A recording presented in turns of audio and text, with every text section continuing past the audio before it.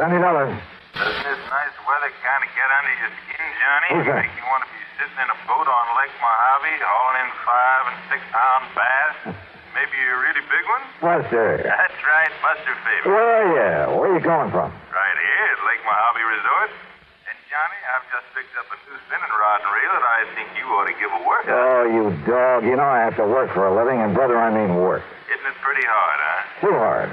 Well, then it's time for you to relax a bit. Yeah, I know, but... Live longer, Johnny. You know the old saying. What old thing? The time a man spends in fishing is never deducted from his lifespan. So come on out here for a few days. Oh, Buster, I'd love it.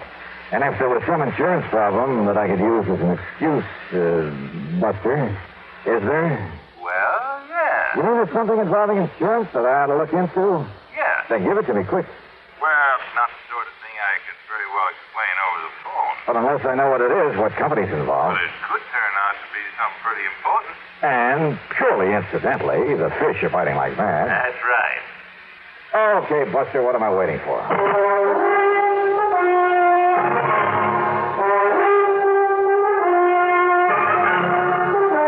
Bob Bailey in the exciting adventures of the man with the action-packed expense account. America's fabulous freelance insurance investigator. Yours truly, Johnny Dollar. And now, Act One of yours truly, Johnny Dollar.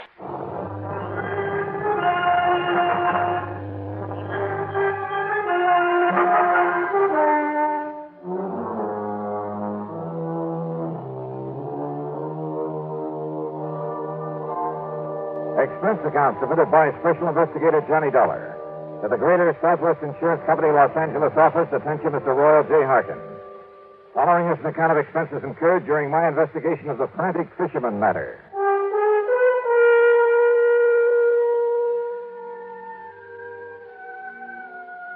Roy, why kid about it? When I started this trip, I had no way of knowing that your company was involved. Knowing Buster Faber, I honestly figured that his mention of an insurance angle was just to give me a good excuse. But when you've read the facts in this report, I'm sure you'll agree that Greater Southwest should pay the old expense account without question. Yeah, and probably a nice extra fee to boot. All right. Item 1, $154.50 night flight from Hartford to New York to Las Vegas, Nevada. Item 2, $50 deposit on a rental car.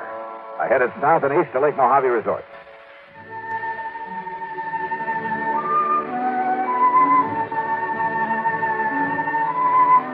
To me, this place is the answer to a fisherman's prayer. The lake itself is over 60 miles long, averages about a mile wide. The resort is at the lower end, complete with modern accommodations, cafe, dock. Well, just about everything you could ask for. Ham Pratt, the general manager, Buster Faber and his wife Marilyn are the salt of the earth. And because of it, the customers are a pretty fine lot without exception. Almost. I'm going to put you here number 18, Johnny. Good, Buster. I'll feel right at home. And here's a new spinning outfit I want you to try out. 7-foot Harnell. Uh-huh. That's right. And a Mitchell 350, loaded with 4-pound test. So, as soon as you can change your clothes, we'll hit the lake. Okay, now, this is all very nice, Buster, and I'll be changed in about 5 minutes. But... Good, I'll be waiting at the dock. But... until you tell me what the insurance angle is for my coming out here, or where I'm going to charge my expense account. The answer to that is out on the lake. Oh, sure. That was all just an excuse to get me out here to fish. Wrong? But as long as I'm here, I might as well... Wrong, did you say? That's what I said. Then start talking. Sure, out on the lake. Buster! I'll meet you at the dock.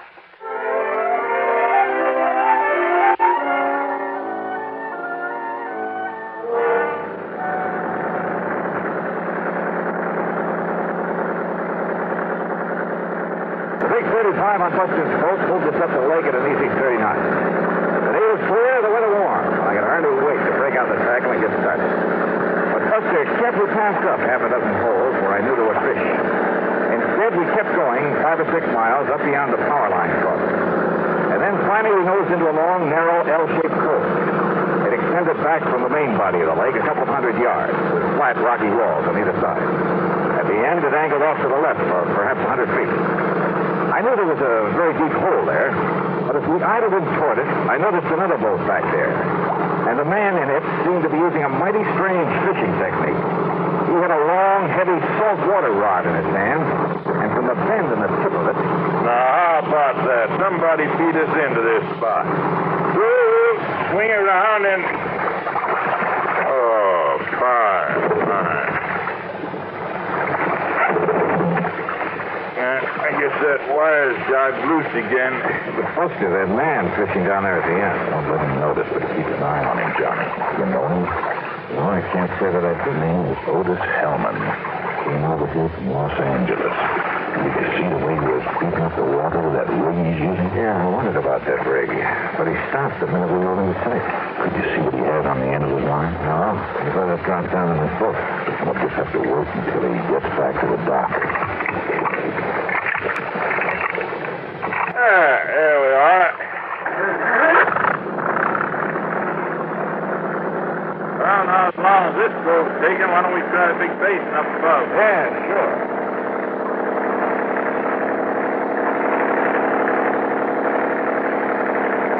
Now, what did you mean, Buster, about that man in the boat? Where'd you get a close look at that rig he's using? Wait a minute. Otis Hellman, did you say? That's right. In all the papers last week. When he got out of prison over in California. Yeah, sure. Yeah. Fishing, huh? At the end of that same code, day after day. But if you ask me, that man isn't after fish.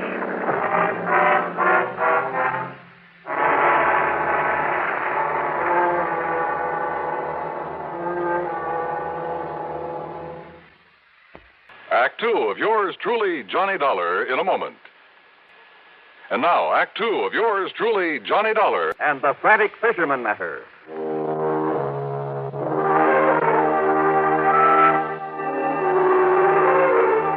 Buster Faber and I went up to Sculpture Rock there on Lake Mojave. We caught fish, plenty of them. Nice big lunker bass. We also kept an eye open for the man who'd been so frantically working the little cove on the way up, using heavy saltwater tackle in a rather peculiar way. At sundown, we saw him pull out and head back to Lake Mojave Resort. So we followed him and set our speed to arrive at the dock just ahead of us.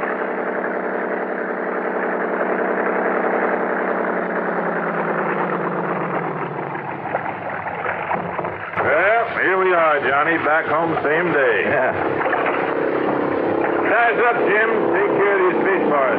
Sure thing, Buster. Hi, Mr. Dollar. How'd you make out? Oh, pretty good, Jim. Here you are.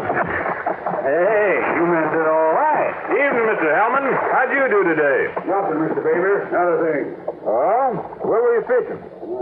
All over the lake. Didn't I see you in the long, narrow cove above the power line? Yeah, maybe so. Hold on, Jim. Tie me up. Tie me up. Yes, sir. Sure. Take a look, Johnny. Oh, I'll take care of the tackle myself. Oh, sure. Anything you say. Anything you say. Hellman quickly swept the tackle from the end of his line into a fish stack. But I caught a glimpse of a couple of huge triple hooks with lead collars. They were big enough, heavy enough to catch a whale. A respectable freshwater bass couldn't even get one of them into his mouth. Back in my room over a scotch and soda, Buster and I talked about it. When I asked him, Johnny, the first day he came here, he muttered something about trying to snag some carp with that rig. Snag some carp? But if you noticed up there in that cove before he saw us looking at it. Yeah, he was right over the deep hole at the end of it. The only place I've ever seen him fishing. If you can call it that. Well, he was apparently dropping those heavy gang hooks down to the bottom and then scraping them up the rocky side. Like a grappling hook, Johnny? Right. Yeah, he's trying to snag something down there, all right, Buster. But it's certainly not carp. Have you tried dropping a line down there to see what you might hook onto? Well, you can't get near the place because he's always there. Even at night? Well, no, but Johnny, you know what I think it is? And he's just got out of jail, too, remember? I remember. Well, Johnny, I think there's a body down there. And for some reason, he's trying to bring it up. Could very well be. Yes, sir. And that's why I called you. Well, okay, Buster. I'll see what I can do.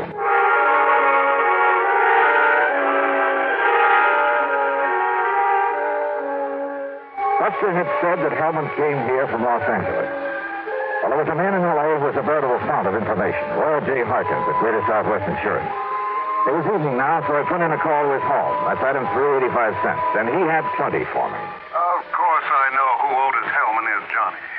when he and that partner of his walked out of McKinney Mining Supply with $60,000, and in cash, mind you. We had to make good on it. Is that why Hellman was sent to prison, Roy? Yeah.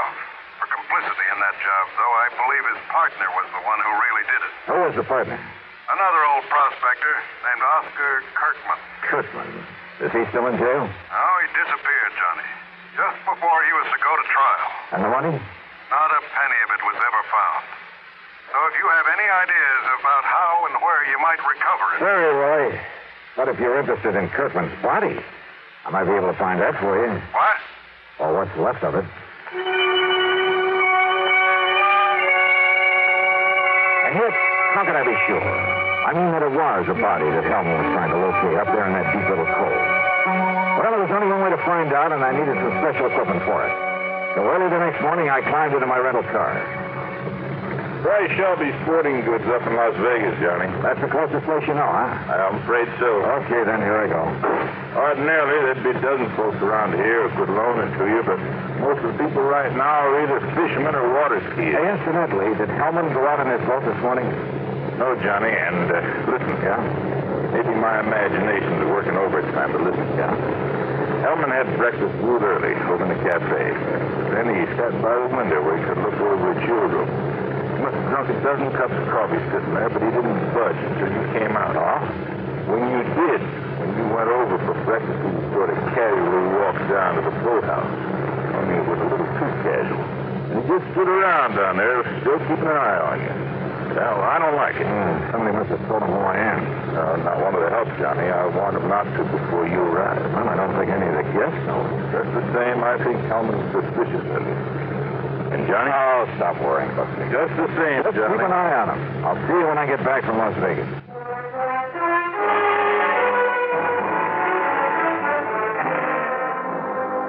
It was nearly 100 miles to Vegas, and I made it in 2 hours flat. There at Shelby Sporting Goods, I spent item 4, $169.18 for a complete skin diving outfit. Fins, faceplate, diving tank, and regulator, a powerful waterproof headlamp, and, yeah, a passionate pink pair of swim trunks.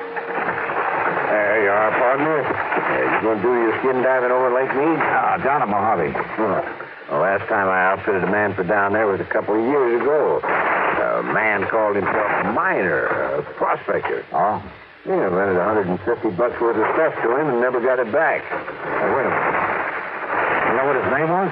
Sure. In spite of the fact that he gave me a phony one, it was right after that his picture was all over the papers with his partner, another crook named Otis Hellman. And his name? Rings a bell, doesn't it, partner? It sure does, mister. Sure. While Hellman took the rap, this one disappeared. Name was Oscar Kirkman. Mister, you've just given me a wild idea. That's all? Just wild enough to make some sense. Yeah, and help me solve a case. Solve a case? What kind? Who knows? Maybe murder, among other things. And now, Act 3 of yours truly, Johnny Dollar.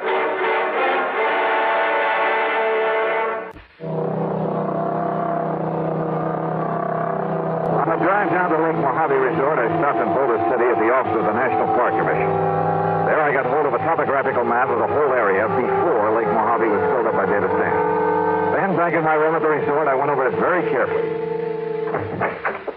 I only got a minute, Johnny, before I drive over to Bullhead City. But I saw you come rearing in a minute ago, and what do you got there? Hey, come here. Huh? Look, Buster. Take a look here on this map. Yeah? Before the new dam filled up the lake a few years ago. Uh-huh. Over here. There. Now, look here. Oh. Why, yeah, that's where that long cove is now, where Otis Hellman's been working with that phony rig of his. Uh-huh. And in the deep hole at the end of that cove... Kirkman Valley. That is right. Kirkman had a mine there before the lake was filled, when it was all just desert land by the side of the Colorado River. And right there is where Hellman is grappling for something. Right. Kirkman disappeared, Johnny. Yes. But what really happened is that Otis Hellman killed him and stuffed him down there in that underwater mine. Maybe. But why he wants to bring him up again, whatever is left of him. Buster, I want to use your boat. Well, sure. And if Hellman hasn't gone out fishing, has he? Oh, he's still hanging around down at the dock. All right, good. Somehow, you've got to keep him from following me. Well, Hellman's seen you and me together so much, but Well, I can have Jim fill up the fuel tank on Hellman's boat and meantime take out one of the spark plugs, something like that. Good. He'll have plenty of chances because Hellman will be watching me when I take off. What are you going to do? A little skin diving up at the end of that cove. And don't be surprised at what I may bring up.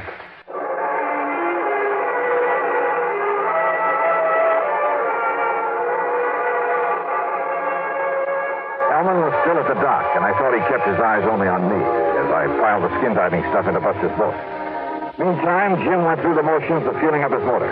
Then I took off and with the throttle wide open, drove up the lake to the long L-shaped cove.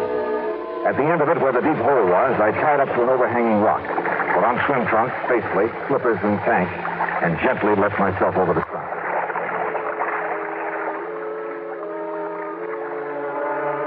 I've done a lot of skin diving here and there, but this was something new.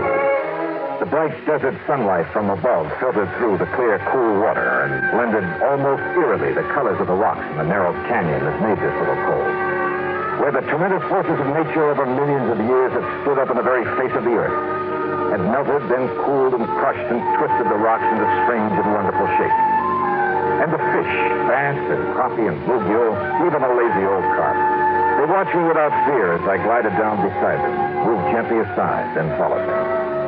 A huge catfish casually turned aside as I flipped on the powerful beam of the headlamp. I could almost imagine a look of disdain on his face as he spied this alien being in the world above.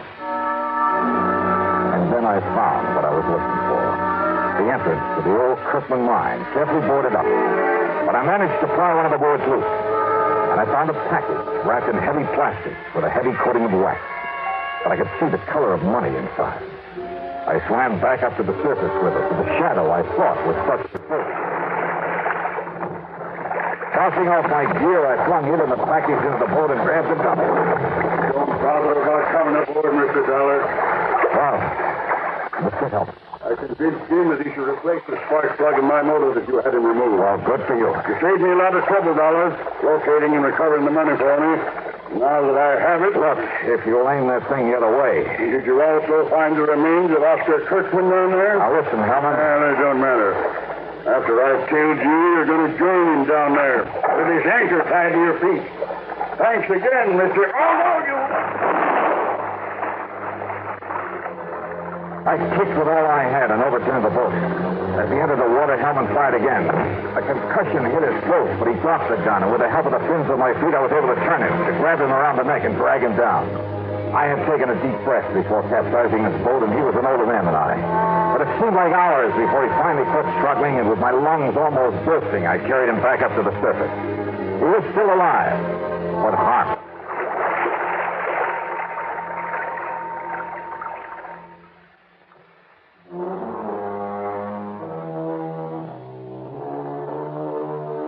Buster, bless his heart, had been worried when he saw Hellman follow me up the lake. So he had borrowed a boat and was waiting for us there at the end of the cove. Notice Hellman? Well, that's up to the court. The money, of course, all $60,000 of it will go back to the company. Small expense account total, including all the incidentals I could think of, and a couple of days of good fishing. $650.85. Yours truly, Johnny Dollar.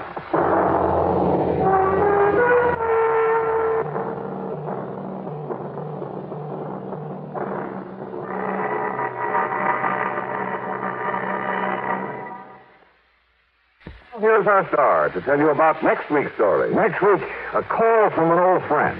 Yeah, to meet with death in the desert. Join us, won't you? Yours truly, Johnny Dollar.